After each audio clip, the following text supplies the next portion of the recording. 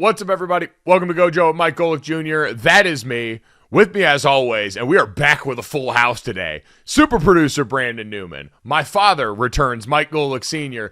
And actually on a Wednesday, so no need to adjust your clocks or calendars, our good friend Charlotte Wilder coming to us live from down in Miami as she's been down with the folks at the Dan Le Batard show. Charlotte, we'll start with you first. How you doing? I'm phenomenal. You can see the Miami skyline behind me.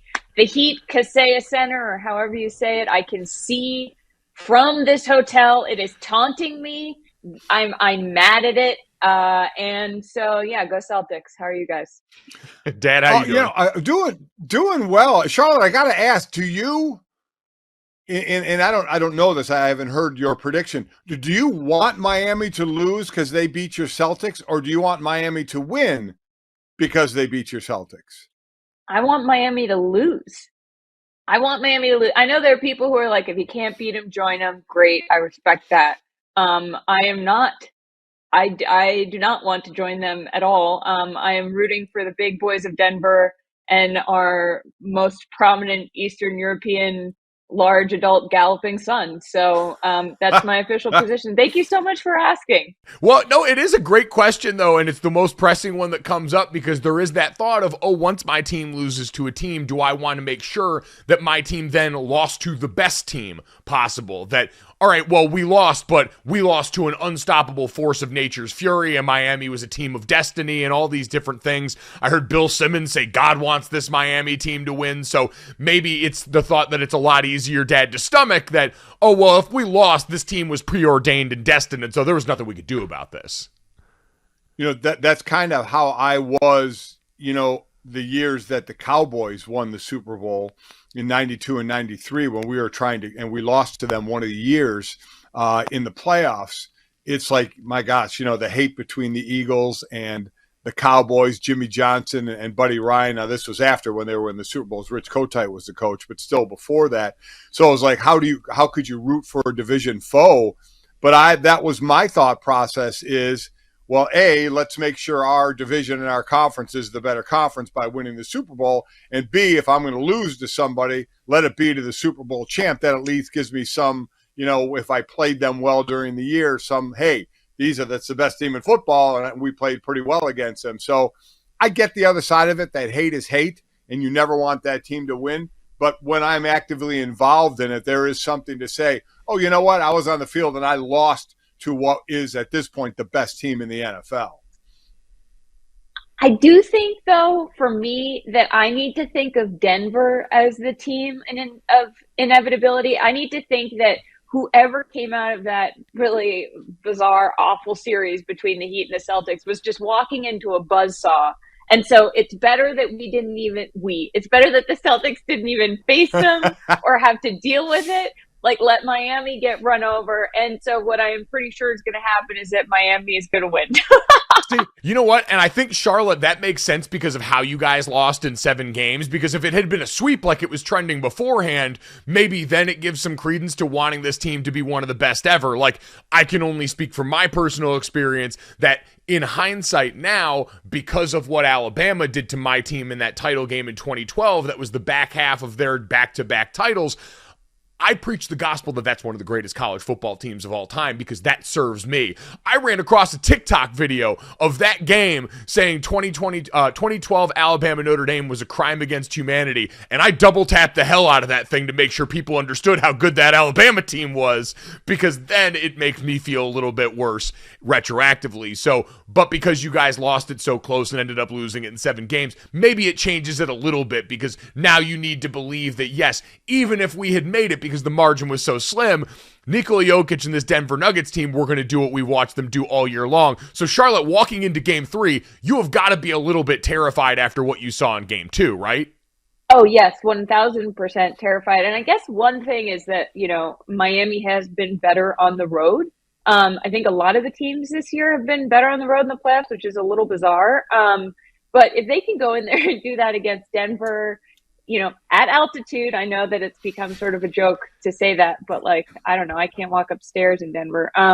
So I think that there is this feeling of are the Heat inevitable? But I also just think we don't know right now. Like, we've seen two games that have gone differently, but also the same, in that Miami never stopped hustling. Like, even in game one, they cut the lead and then they kept going for it. And Denver was superior and sort of overpowered them with size. But going into tonight, like, do you have Jokic who's just playing chess while everyone else is playing checkers? And is that enough? Does Jamal Murray go off? Does Aaron Gordon have a great game? Or do you go in there and, is Gabe Vincent like, oh, I'm sorry, call me undrafted one more time? Like, how's this going to go? Yeah, I guess that's the big question going into tonight, Dad, is what that next adjustment looks like from one side or the other, because we said walking into this series, with what Denver had been, especially offensively, all season long, all through the postseason, they had been one of the better offenses in the regular season, the best offense in the postseason, and that was still largely true. We talked to Nekias Duncan from the Dunker Spot podcast yesterday and said they were the better offense even in last game. It was the lapses defensively that got created and ironed out. That some of it, yeah, Michael Malone might be right, were effort, but a lot of it was execution and what Miami was able to force them into. So, Dad, what do you expect tonight from Nikola Jokic and the bunch here as they walk down to Miami? Well, listen, we can X and O this thing to death, and that's what everybody is going to be doing today, right? We saw Miami in game one get 2 free throws. In game two, they got 20. They were more aggressive to the hoop. They only had a couple of drives at a hoop in game one. They did it a lot more in game two. Their shooters hit the three-pointers. The rotation of the defense for Denver was bad. It was leaving them open for three-pointers. You heard Ramona Shelburne ask Eric Spoelstra about making Jokic a scorer, and he basically dismissed her in the question when his own players on his own team, including Bam Adebayo, basically said, we can't let the Joker distribute to everybody. So he basically said what Ramona had asked. It was actually a very good question, but a coach doesn't want to admit that. So are they going to do that? Is that the way they're going to cover the Joker? So I don't. The X's and O's are going to be the X's and O's, and we're going to watch. To me, this game, especially in the beginning, is going to be about the intangible. It's going to be about effort, because that's what Michael Malone got all over his players for, was effort. So while it can be scheme that gets those Miami players the open threes, there's also the effort. We've talked about this all the time, especially in basketball. Defense can be X's and O's, but it's a lot of want to. It's about getting where you need to be with effort. And that was the key word after game two, to the point, again, where 3 of the starters didn't even talk to the media after that game. I think they just got reamed in the post talk by Malone after that game. So that's what I'm going to look for, especially those first 5-10 minutes, of how aggressive Denver comes out and is in the face of the Miami players, not letting them get those uncontested threes, because that's what it comes down to, right? How aggressive is Miami to the bucket? How are they hitting their threes? Is Strus hitting them? Is Robinson hitting them? Is Vincent hitting them? And then how is Joker in this game? Well, I guess that's my thing, though, is like effort is easy for Michael Malone to say after the game because it's the catch-all, right? A lot of this seemed like mental breakdowns, which you can maybe attribute to effort. Some of the stuff that we saw at the end of the game where they're just letting Duncan Robinson carve them up in the final 10 minutes, working off-ball stuff with him. But, like, Dad, you mentioned, like, effort in the ways that we can see tangibly, right? How are you closing out on things? What are you doing faced up with your defender? A lot of the same open looks were there in game one. So was it bad effort there too? Was Michael Malone concerned about it there? Like, it does seem like there was some stuff where it was just mental lapses in how they were covering the Heat down the stretch that are going to have to get addressed with this team. And really, quite honestly, it's then figuring out too, all right, Miami made more of their shots, and so it changed what it allowed Miami to do defensively coming off that and all those different things. It's going to be figuring out for Denver, all right, how do we adjust based off that? How do we put ourselves in a better position defensively? That I don't think is like totally all predicated on effort, right? Like, not everything on effort. I agree with what you're saying, but I do expect Denver to come out more aggressive today or tonight. I absolutely expect that. And then also, how does Miami play the Joker, right? He had 14 assists in game 1, 4 in game 2. Are they just going to play him one-on-one, let him back down, let him shoot, let him play that game and guard everybody else so he can't kick it out? That's going to be the thing to watch. That was the thing that was brought up. Again, their own players in Miami said we can't let him be the all-around player. So how do they guard him early, especially when Bam needs a break and Zeller has to come in, and kind of be that guy. The Zeller minutes. I was just going to say, do we think we're still going to get the Zeller minutes at this point? Well, Bam's got to get some rest, right?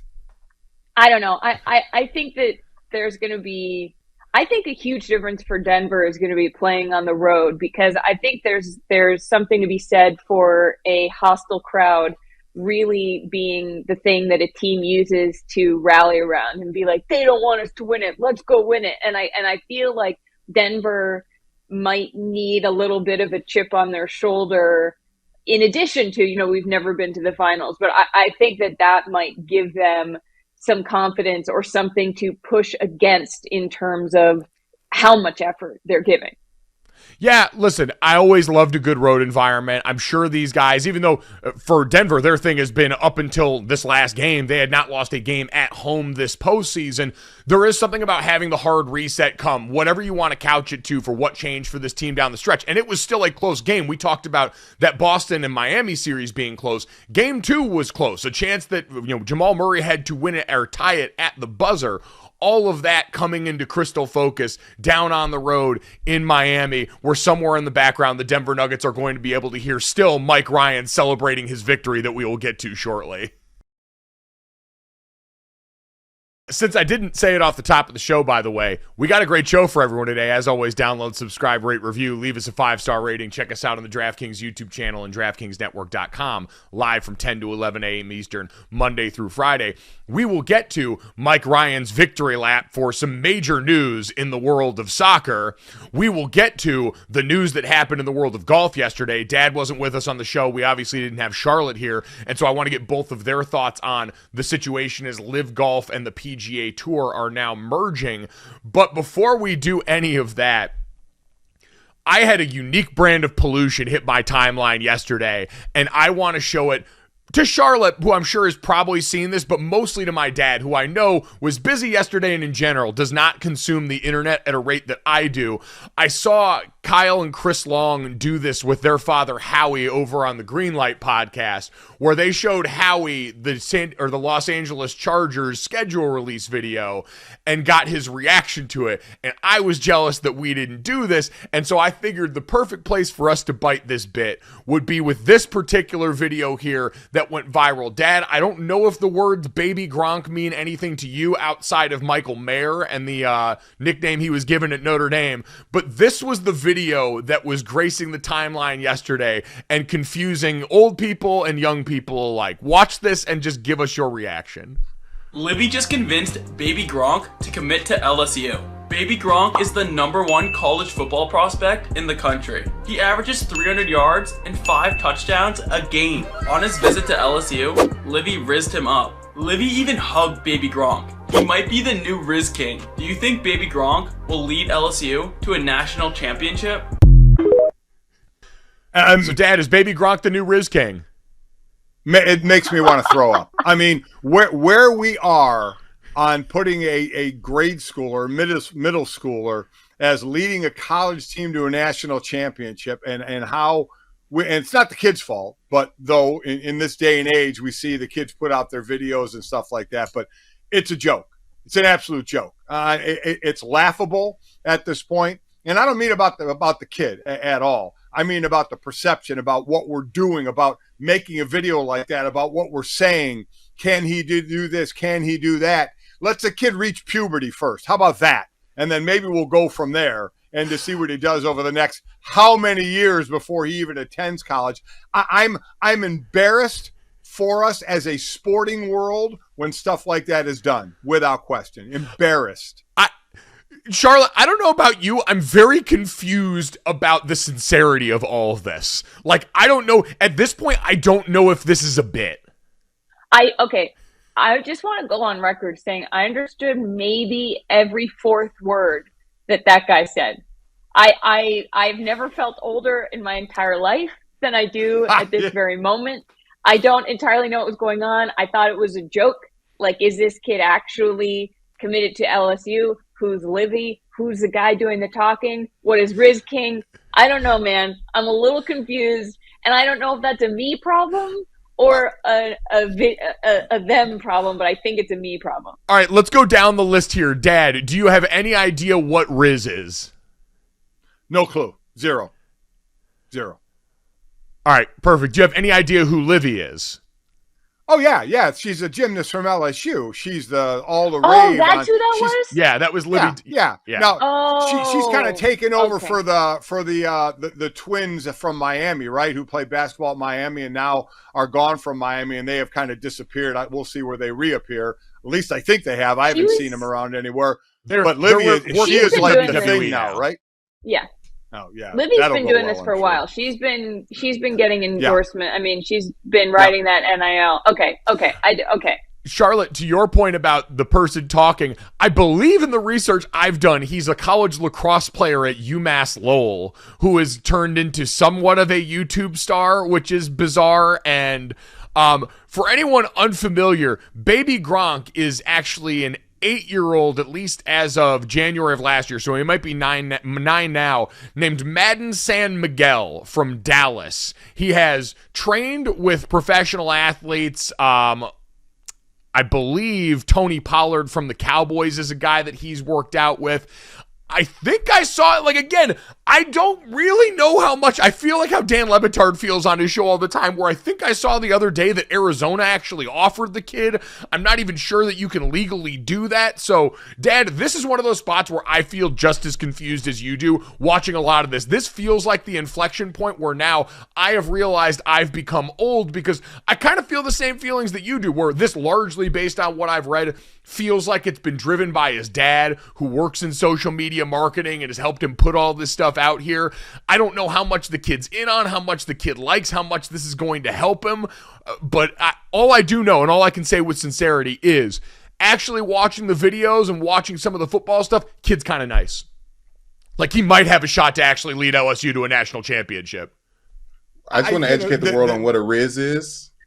Yeah. Please. Can we talk what the Riz King is? Okay, so a Riz is someone's ability to flirt and be charming, especially from their verbal communication while pursuing a romantic interest. So he is a Riz King, as well as the next Reggie Bush. Thank you so much. It's great to Brandon. Great to say about it. I also, an 8-year-old.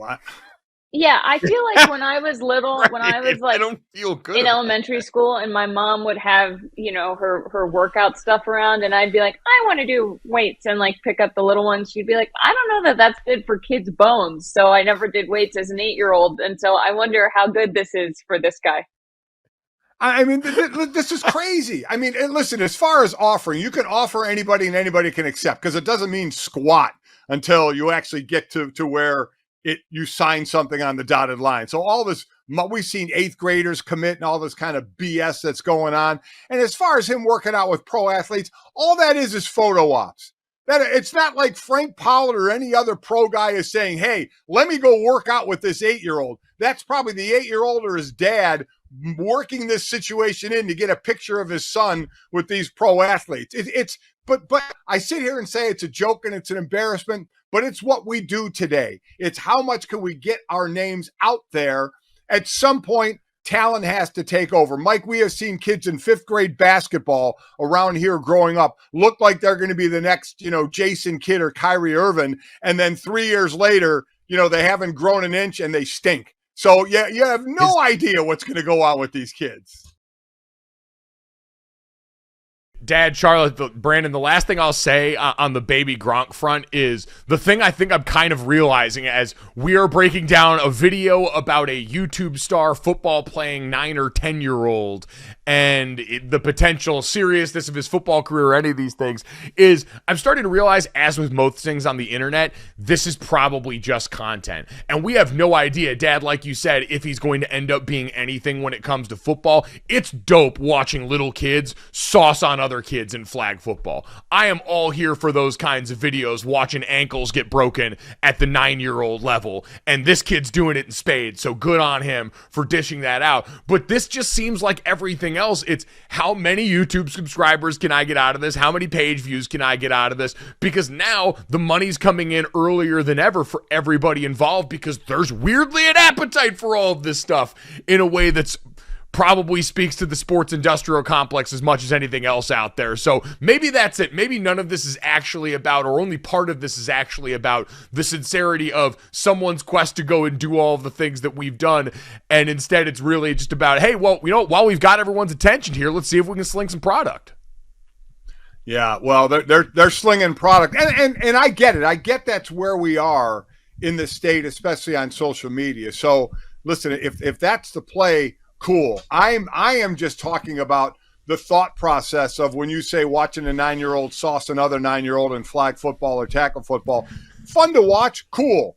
But don't put it to, is this kid then going to lead a college to a national championship? All right? There's just got to be a line. The kid's cool. He's fun to watch. Man, he could be something down the road. And let's leave it at that, okay? I guess, but that doesn't get you page views if you're a college lacrosse player trying to get his TikTok algorithm to thrive. Oh, yeah, you sound like a real hater right now. Yeah. It makes me feel like I have done my entire life wrong. Like I have missed the boat. Like I don't have 600,000 YouTube subscribers. I do have a Substack, thewilderthings.substack.com. You can pay me to read it if you want. But I haven't monetized my life in a way that means that I'll be able to send my future kids to college. So really, focus on all of us who aren't Baby Gronk. No, that's probably what this comes down to, is maybe we're all just jealous haters and we have to reconcile with that however we're going to. So congratulations to Baby Gronk on all of his future and current success. Guys, we probably got to talk about the LIV Golf PGA thing right now because I had to get up this morning and watch a 5-minute interview of Bryson DeChambeau on CNN with Caitlin Collins, where he may have inadvertently apologized for 9/11. I'm still not fully able to process this, but it's just emblematic of the space that we're at now after yesterday's announcement. Shocker, it sounds like, to people involved in the PGA, golfers, and everybody around, but a very select few, that the LIV Golf Tour would be merging with the PGA. So, Dad, you were actually on a golf course working an event when this news broke down. You were taking in the information there. What was your biggest takeaway from this news and the way it came out? Well, the biggest takeaway was, first, the hypocrisy of Jay Monahan, the commissioner, which we'll get into, a guy that I've definitely had on the show many a times when I was at ESPN. I just saw him when DraftKings was breaking ground on a DraftKings Sportsbook, brick and mortar in Arizona, chatting about that. And he even says, he understands if people look at him as a hypocrite. We were all wondering how this was going to end up, right? There was going to be an end game, whether and throw the DP, the World Tour in there as well, along with PGA and obviously LIV Golf. But what was the end game going to be? There's lawsuits everywhere, right? And there's animosity between players, LIV players and PGA players. At least at times there seemed like it. When they get in the same tournament, it doesn't seem it bad. So what was the end game going to be? You look at LIV, they were just bleeding money, right? I mean, they $2 billion they've already put into this thing and basically have not got anything back. They stopped giving their ratings that are on CW right now because nobody's watching. They're not making any money at all. So while they have very, very deep pockets, how long would they have kept fronting this if year after year they're losing $1 billion or so? God knows they have more money than they need, but at some point, do you have to say cut this thing off and say it's just not working at all? Well, we didn't get to that point because Jay Monahan worked out a deal to merge. So I guess I'm shocked, but not shocked, because at the end of the day, what's it about? It's about money. It's always about money. And your mother tweeted out the other day, and I saw tweets like this as well. Well, let's stop the fake outrage, right? Let's just stop. We're outraged for, let's time it, and we're good. Okay, the outrage is long enough. Go ahead, everybody make the money. Everybody do what you're going to do. We're outraged enough if you're the commissioner of the PGA saying, have you ever been embarrassed by being in the PGA, talking about 9/11 in Saudi Arabia and the guys who went to LIV. So stop with the fake. And there's so much fake outrage. Look at China and the NBA. We were all out. That was going on when we were doing shows at ESPN, and there was outrage. Nobody says a damn word about it now. It's fake outrage. This was a canceled society now. Dad, I'll push back on that. I don't think outrage is fake. I think pointing out that bad people are doing bad things isn't a problem. I think, understandably, the attention spans of people in a world where a lot of bad things are going on all at once and not all of them are a direct part of their life can absolutely come into play. And in this case in particular, when you talk about the outrage here, yes, it is right to point to Jay Monahan and call him a hypocrite for invoking the 9/11 families in an interview a year ago at the same tournament that he just flew up to meet with the players and tell them about this news yesterday. He absolutely deserves to wear all of the egg on his face. But when it comes to the decision, whether it was a moral position that the PGA players took, whether it was a position based on what they believed about the history of the PGA Tour, there were a bunch of those guys that did choose to look at the offers that they got from LIV Golf and from the Saudi Royals and say, no, I'm not going to take this. However they came to it, they in turn took a stand that is somewhat political, because all of this is political when you've got money coming from the Saudi royal family involved in this, and now they've had that money forced into their pockets. And so their outrage is not fake. Theirs is one that says, hey, I made a decision because you told me we stood for something, and then Jay Monahan went back. This is one man, as someone put it yesterday, Leroy Jenkinsing the hell out of this situation and saying, I'm going to go in and do what I believe is best for me, and maybe he can justify it as best for this, but I don't think it makes the outrage fake. I think it, like everything else, is complicated because of how much that we all have going on here, but pointing at this and saying the source of this money is not good, I don't think is inherently wrong. Well, I mean, the outrage on Jay Monahan, because he was certainly outraged. I shouldn't put it on Jay golfers, Monahan looks like an idiot. There's no question. Yeah, but everything has a time limit, it seems. Even listen, the worst thing we have out there for fake outrage, or they're outraged but nothing gets done, and again, I don't point to certain people, is mass shootings we have everywhere. We all say thoughts and prayers, we're all outraged, and nothing ever gets done. Nothing is solved in this situation. The China situation, as I mentioned with the NBA, nothing, that just kind of goes by the wayside and nobody talks about it anymore. Here, the battle was about who was investing in LIV, what they stood for, and we didn't want any of their money. And now all of a sudden, Jay does the 180 and says, now we'll take their money because we're losing too much money in the lawsuits. We don't know what's going to come up or they do know from the Saudi side and the PGA side, what's going to come up in the courts if it continued to go that way. And they were losing a ton of money there. So at the end, it was about where that money was coming from. And then we finish with, well, we're going to start grabbing some of that money now. Now, although I do feel bad is the wrong word, but the PGA players who decided not to go to LIV because they didn't want to take that money, now that money is getting rammed down their throats. They have no choice unless they want to go on some tour that's not involved in this. They don't have a choice. The money they're going to get in their purses is Saudi Arabia money. Well, that's the thing we don't actually know yet. What I will say is we don't know now. It's a whole new private fund that's set up that involves LIV and the European Tour because the PGA itself is technically a nonprofit. We don't know if LIV money is going to be paid into the purses. We're waiting to find a lot of that stuff out here.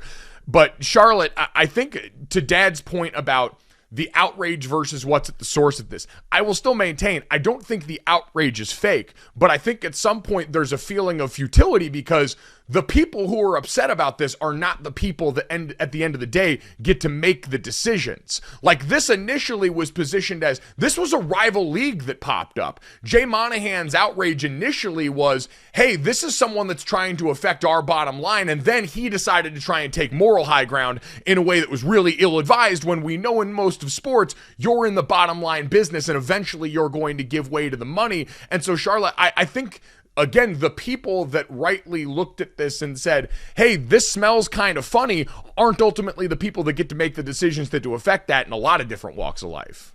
Yeah, I think my feeling about the whole thing is that for the players, there's this feeling not only of outrage or of feeling like Monahan's a hypocrite, but they have lost the locus of control. They no longer have the ability to do what they think is right because it has been foisted upon them in a really shady way. Golfers didn't know, golfers agents didn't know, and it makes me think like this is a huge thing to not leak. So I feel like that money was already coming in. Maybe, this is total speculation, but like who is not saying something? Like people in the know were clearly keeping this under their hats. And I think that the problem is with any kind of outrage as a fan, you feel like, well, what can I possibly do?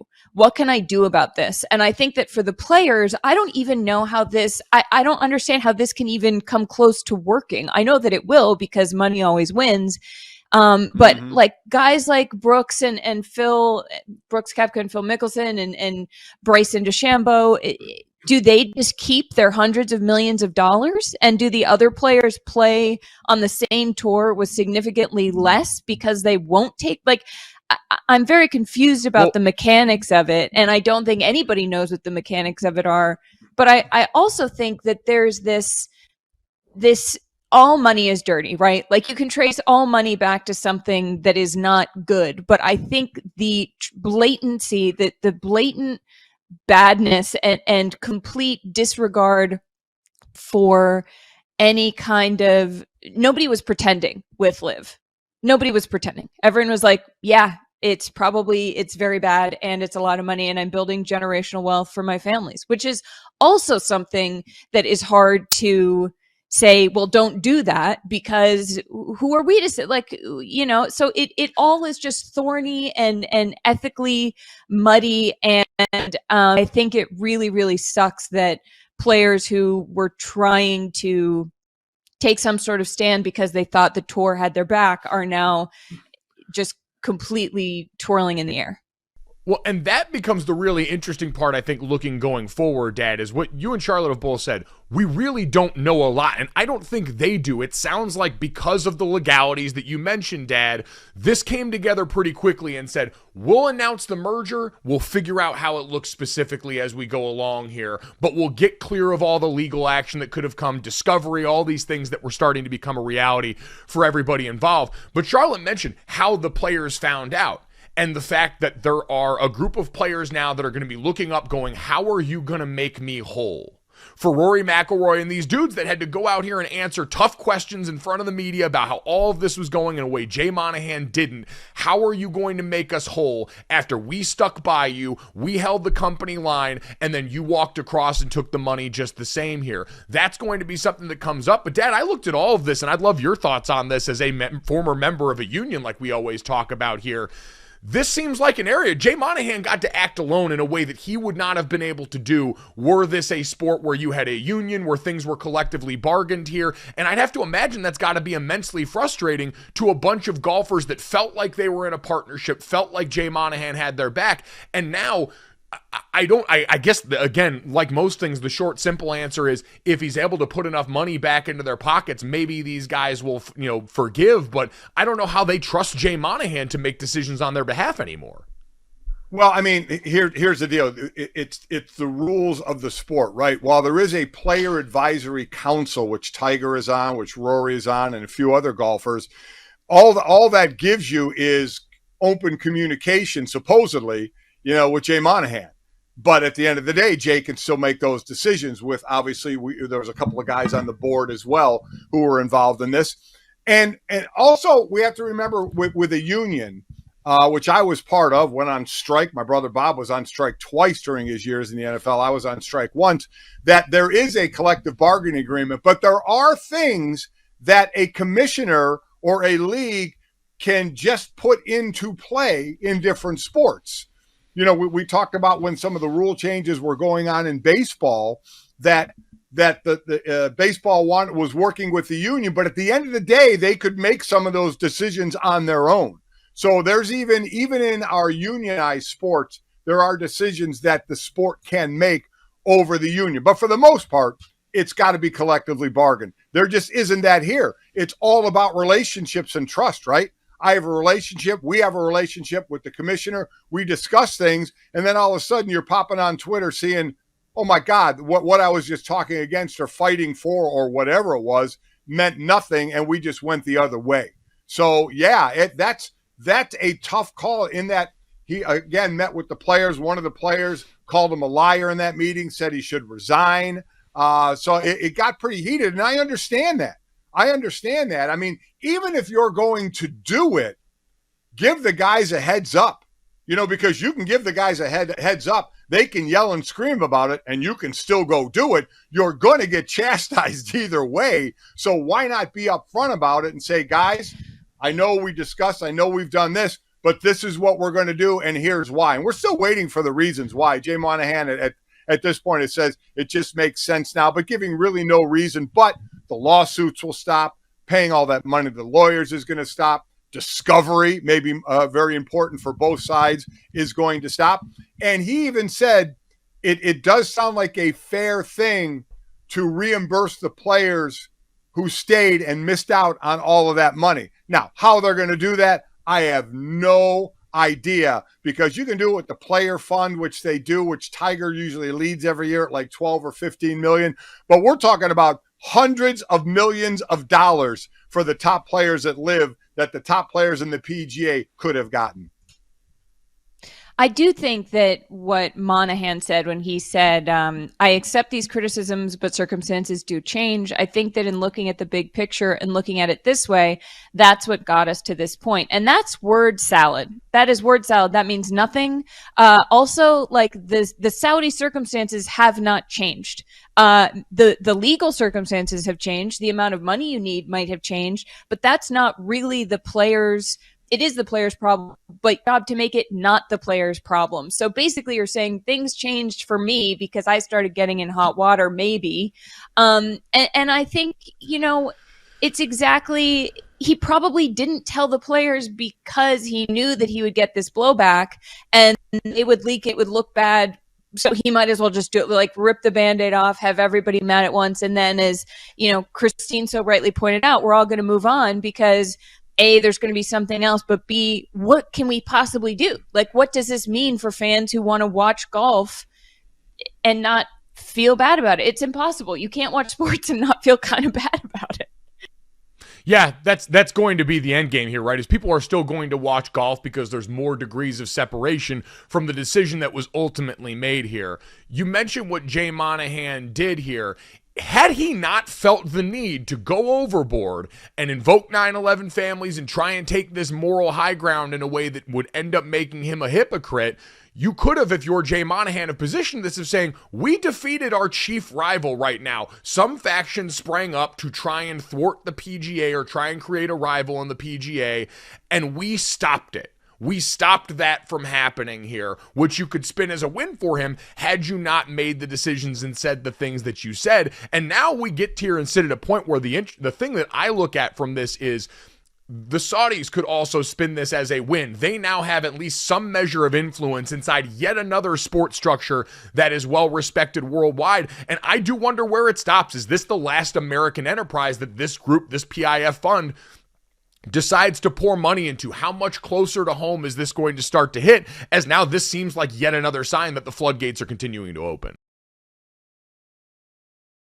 Whew, all right, I feel like I need to take a shower after all that. I'm sure we'll get to plenty more on that as we get actual information about what the structure of this LIV and PGA merger is going to look like. But why don't we try and get away from that and get towards the end of the show, as we still need to celebrate some things, including Mike Ryan's great victory and Charlotte Wilder's recent concert extravaganza. But before we get to that, we also need to celebrate, or pre-celebrate. Instead of pre-grieving like Roman Roy, we can pre-celebrate Father's Day that's coming up very soon. And it's getting here, folks. You're going to want to make sure, if you haven't already addressed the big day, that you get to it. And thankfully, our friends at Omaha Steaks are going to be able to help you out and make that happen. Because dads want steak. They're simple creatures. They are grazers, and they love putting meat on a hot surface, letting it sit there for a little bit till it gets to their desired temperature, and then having a little bit of that. That is where you come in here. You and the folks at Omaha Omaha Steaks get to help make that happen. Give him maybe the best meal of his life and a chance to grill it up himself. For a limited time now, when you go to omahasteaks.com, you can enter the code GOJO into the search bar, and you're going to be able to order the Dad's Favorite gift package for just $99.99. Plus, you're going to get 8 free Omaha Steaks burgers with your order. These burgers taste just like the steak on a bun and are ultra lean, packed with big, bold, intense, beefy flavor. You get 4 bacon-wrapped fillets, 4 premium air-chilled boneless chicken breasts, 4 boneless pork chops, 4 gourmet jumbo franks, 4 made-from-scratch caramel apple tartlets, and the Omaha Steak seasoning. You're going to save over 60% on Dad's Favorite grill pack when you get there. You're also going to get those 8 free Omaha Steaks burgers, all for the low, low price of $99.99. Remember, gifting is easy, so give dads the gift of steak. Omaha Steaks isn't just steak, it's the best steak of your life, guaranteed. Don't wait. Go to omahasteaks.com, type in code GOJO in the search bar, and order Dad's Favorite gift package for Father's Day today. That's omahasteaks.com, keyword GOJO. All right, friends. Let's get to this, that, and the third. 3 quick stories to finish off the day here. As always, download, subscribe, rate, review, and let us know more of what you want to hear. And let's start this off, guys. The news that started coming out this morning. Lionel Messi, the former all-world European soccer sensation, now making his way to Inter Miami in MLS. This news reported by a number of different entities, but Charlotte, you were down there in Miami with the Le Batard crew. Mike Ryan, executive producer and grand poobah of so many things around that show, has been an integral part of this reporting in the face of naysayers. Can you still hear Mike Ryan taking his victory lap around the studios there down at Meadowlark headquarters?